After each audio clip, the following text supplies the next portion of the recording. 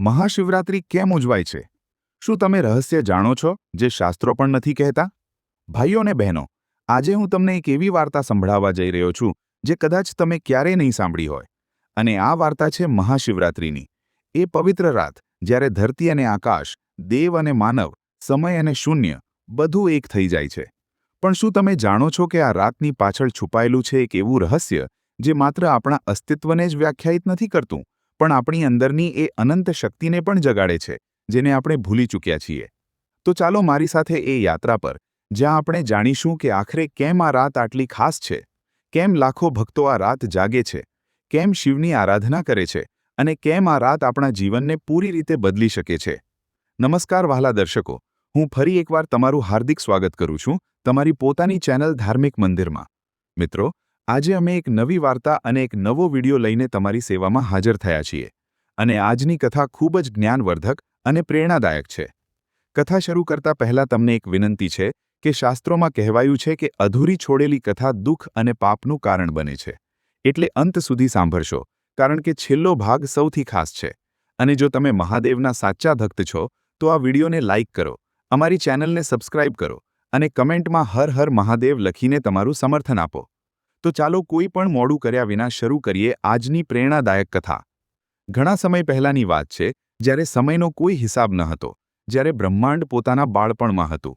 એ સમયે દેવતાઓ અને અસુરો વચ્ચે એક ભયંકર યુદ્ધ ચાલતું હતું. અને આ કોઈ સામાન્ય યુદ્ધ ન હતું, ભાઈઓ અને બહેનો.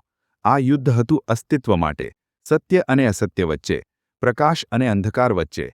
દેવતાઓ હારી રહ્યા હતા અને એમની શક્તિ ઓછી થઈ રહી હતી. અસુરોનું પરાક્રમ વધતું જતું હતું. ત્યારે બ્રહ્માજી, વિષ્ણુજી અને બધા દેવતાઓ મળીને કૈલાશ પર્વત તરફ ચાલી નીકળ્યા. તેઓ જાણતા હતા કે હવે માત્ર એક જ શક્તિ તેમને બચાવી શકે છે, અને તે છે મહાદેવની શક્તિ. કૈલાશના શિખર પર જ્યારે તેઓ પહોંચ્યા, તો શું જોયું? ભોલેનાથ ઊંડા ધ્યાનમાં લીન હતા. એમનું શરીર સ્થિર હતું, જાણે પથ્થરની મૂર્તિ હોય. એમની શ્વાસ પણ રોકાયેલી લાગતી હતી, અને એમની ચારે બાજુ એક દિવ્ય તેજ હતું, એક એવી ઊર્જા જે શબ્દોમાં કહી શકાય તેમ નથી. બ્રહ્માજીએ કહ્યું કે હે દેવાધિદેવ, હે મહાકાળ, અમે તમારા શરણે આવ્યા છીએ. સંસાર સંકટમાં છે, અને અસુરોનો અત્યાચાર વધતો જાય છે. માત્ર તમે જ અમારી રક્ષા કરી શકો છો. પણ શિવ ન જાગ્યા. તેઓ પોતાના ધ્યાનમાં એટલા ઊંડા હતા કે જાણે એમને બહારના સંસારની કોઈ ખબર જ ન હતી. વિષ્ણુજીએ કહ્યું કે હે નીલકંઠ, હે ભોલે ભંડારી, ત્રિલોક તમારી રાહ જોઈ રહ્યું છે. ઉઠો અને ધર્મની સ્થાપના કરો. તો પણ શિવ ન જાગ્યા. ત્યારે ઇન્દ્રે, અગ્નિએ, વરુણે, વાયુએ અને બધા દેવતાઓએ મળીને વિનંતી કરી, પણ મહાદેવ પોતાના ધ્યાનથી ન જાગ્યા. કેમ? કારણ કે તેઓ જે અવસ્થામાં હતા તે હતી શૂન્યની અવસ્થા, જ્યાં ના કોઈ ઈચ્છા છે, ના કોઈ વિચાર, ના કોઈ દ્વંદ્વ. ત્યારે માતા પાર્વતી આવ્યા અને એમણે પોતાના સ્વામીને જોયા અને મલકાયા. તેઓ જાણતા હતા કે શિવને જગાડવાનો માત્ર એક જ રસ્તો છે. એમણે પોતાની હથેળી શિવના હૃદય પર મૂકી અને ધીમેથી કહ્યું કે હે આદિદેવ, આ સંસાર તમારી સૃષ્ટિ છે. જો તમે જ આની રક્ષા નહીં કરો તો કોણ કરશે? અને ત્યારે ભાઈઓને બહેનો, એક અદ્ભુત ઘટના બની. શિવની પાંપણો ધીમેથી ખુલી, અને એમની આંખોમાં એ તેજ હતું જે સૂર્યને પણ ઝાંખું કરી દે. એમણે ચારે બાજુ જોયું અને બધું સમજી ગયા. શિવજીએ કહ્યું કે હું જાણું છું કે સંસાર સંકટમાં છે, પણ આ સંકટનો ઉકેલ યુદ્ધમાં નથી, સમુદ્ર મંથનમાં છે. દેવતાઓ અને અસુરોએ મળીને ક્ષીરસાગરનું મંથન કરવું પડશે. એનાથી અમૃત મળશે, જે બધી સમસ્યાઓનો ઉકેલ છે. અને પછી શરૂ થયું એ મહાન સમુદ્ર મંથન. મંદરાચલ પર્વતને રવૈયો બનાવવામાં આવ્યો, અને વાસુકી નાગને દોરડું બનાવવામાં આવ્યું. દેવતાઓ એક બાજુ અને અસુરો બીજી બાજુ. અને શરૂ થયું એ મંથન જે યુગો સુધી ચાલ્યું. પહેલા સમુદ્રમાંથી નીકળ્યા 14 રત્ન: કામધેનુ ગાય, ઉચ્ચૈશ્રવા ઘોડો, ઐરાવત હાથી, કૌસ્તુભ મણિ, પારિજાત વૃક્ષ, લક્ષ્મીજી અને બીજું ઘણું બધું. દરેક જણ ખુશ હતા અને લાગ્યું કે હવે અમૃત આવવાનું છે. પણ ત્યારે જ ભાઈઓ અને બહેનો, સમુદ્રના પેટાળમાંથી નીકળ્યું કંઈક એવું જેણે બધાના હોશ ઉડાવી દીધા. નીકળ્યું હલાહલ વિષ, એટલું ભયંકર, એટલું વિનાશકારી કે એના એક ટીપાથી આખું બ્રહ્માંડ નાશ પામી શકતું હતું. એની ગરમીથી સમુદ્ર ઉકળવા લાગ્યો, અને એના ધુમાડાથી આકાશ કાળું પડવા લાગ્યું. એની દુર્ગંધથી જીવો બેભાન થવા લાગ્યા. દેવતાઓ ભાગ્યા અને અસુરો ભાગ્યા. બધા પોતાનો જીવ બચાવવા લાગ્યા. પણ એ વિષ ફેલાતું જ જતું હતું.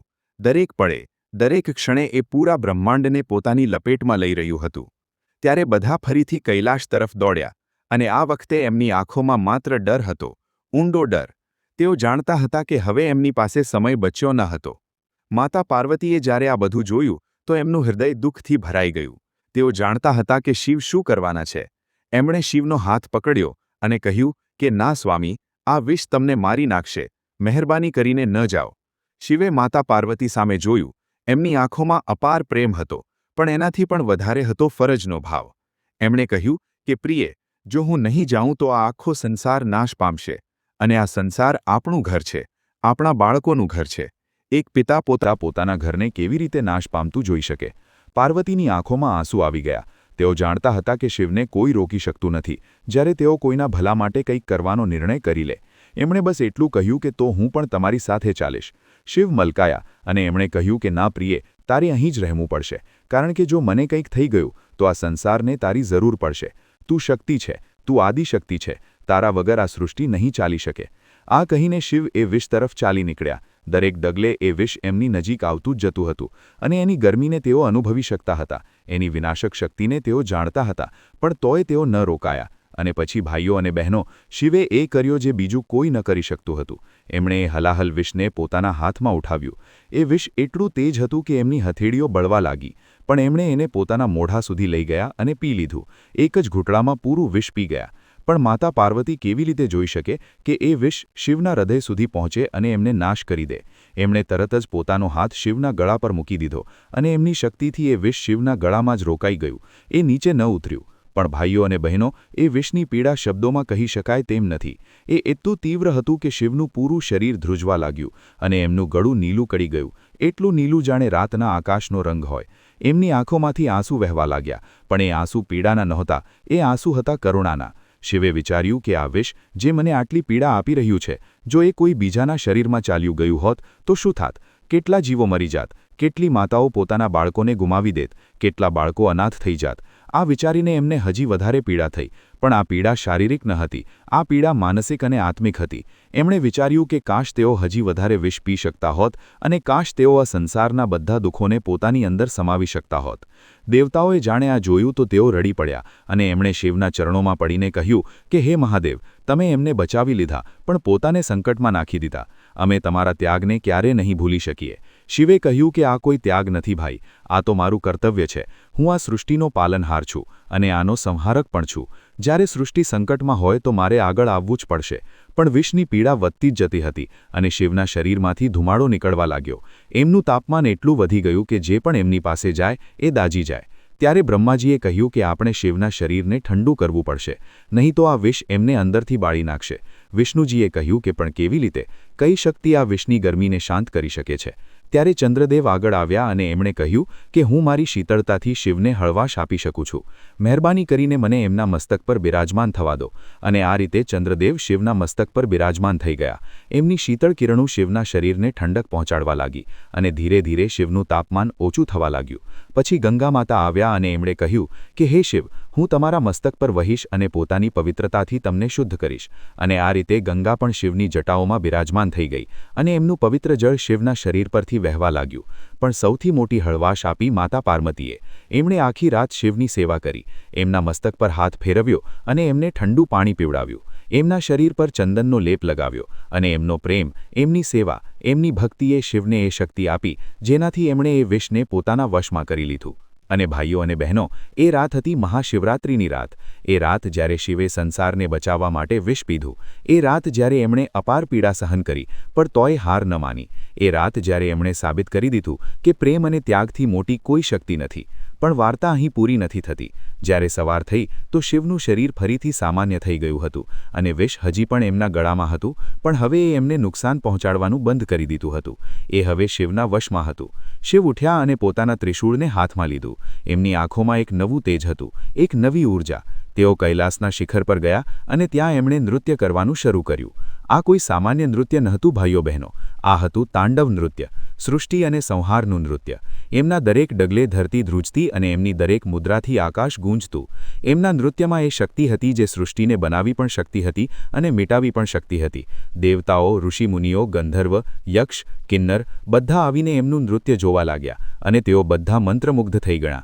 એમણે આવું દિવ્ય નૃત્ય ક્યારેય નહોતું જોયું. માતા પાર્વતીએ પૂછ્યું કે હે સ્વામી, તમે નૃત્ય કેમ કરી રહ્યા છો? શિવે કહ્યું કે પ્રિયે, હું આનંદથી નૃત્ય કરી રહ્યો છું. આનંદ એ વાતનો કે હું આ સૃષ્ટિની રક્ષા કરી શક્યો. આનંદ એ વાતનો કે મને તારો પ્રેમ મળ્યો. આનંદ એ વાતનો કે મને આ સંસારની સેવા કરવાનો અવસર મળ્યો. પાર્વતી મલકાયા અને એમણે કહ્યું કે તો શું આ નૃત્ય માત્ર આજની રાત માટે જ છે? શિવે કહ્યું કે ના પ્રિયે, આ નૃત્ય તો અનંતકાળ સુધી ચાલશે, કારણ કે સૃષ્ટિ અને સંહારનું ચક્ર ક્યારેય અટકતું નથી. દરેક પળે કંઈક બને છે અને દરેક પળે કંઈક મટે છે.